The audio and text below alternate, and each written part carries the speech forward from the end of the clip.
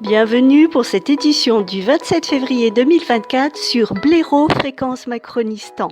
Cette édition sera largement consacrée à la guerre en Ukraine. Suite à la saisine lancée par le sénateur Alain Houpert, le dictateur Macron a finalement décidé de demander l'avis aux parlementaires. L'Élysée annonce un débat avec vote au Parlement sur l'accord bilatéral de sécurité conclu avec l'Ukraine sans l'avis des parlementaires. En effet, le chef des talibans du Macronistan n'a pas respecté la Constitution en occultant sciemment l'avis du Parlement et en dilapidant l'argent du pays, jusqu'à maintenant 6,8 milliards d'euros, pour soutenir son ami Zelensky, pianiste exhibitionniste de profession et marionnette de Biden à ses heures perdues.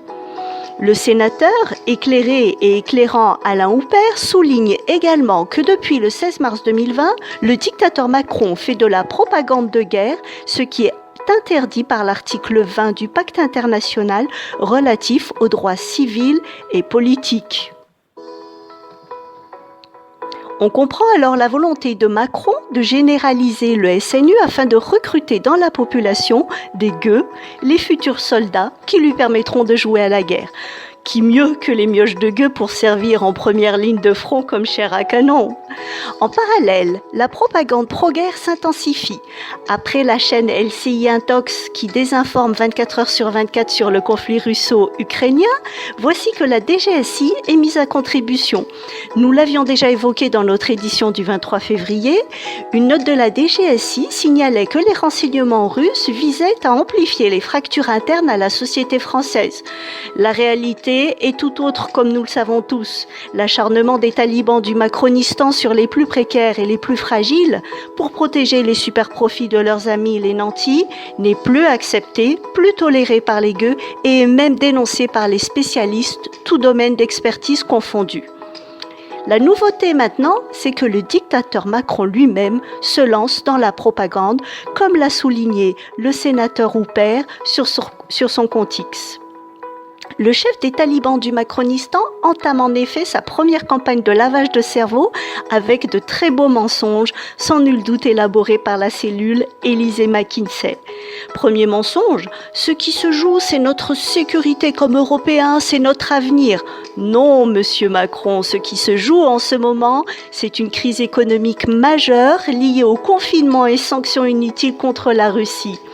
Emmanuel Todd a très justement précisé qu'une agression ou une attaque de l'Ouest par la Russie est tout à fait exclue. La doctrine militaire russe est purement défensive. On se demande si on est gouverné par des gens sérieux. Et nous, monsieur Todd, on se demande si le dictateur Macron a encore toute sa tête ou s'il continue à nous prendre pour des cons. Deuxième mensonge également énoncé.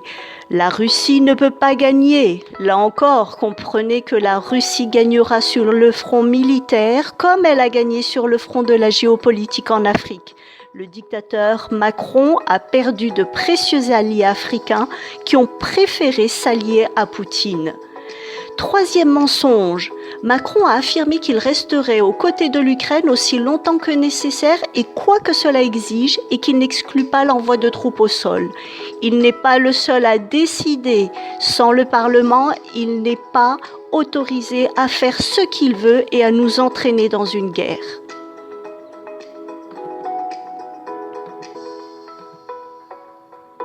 On se demande alors quel est le véritable objectif du dictateur Macron derrière cette communication anti-russe. Faire oublier son énième humiliation au salon de l'agriculture ? Sans nul doute, puisque Olaf Scholz et le chef de l'OTAN ont désavoué Macron après ses propos sur l'envoi de troupes de pays membres de l'OTAN en Ukraine. C'est tout pour aujourd'hui. Bonne soirée à tous et à toutes et à très bientôt pour une nouvelle édition sur Blaireau Fréquence Macronistan.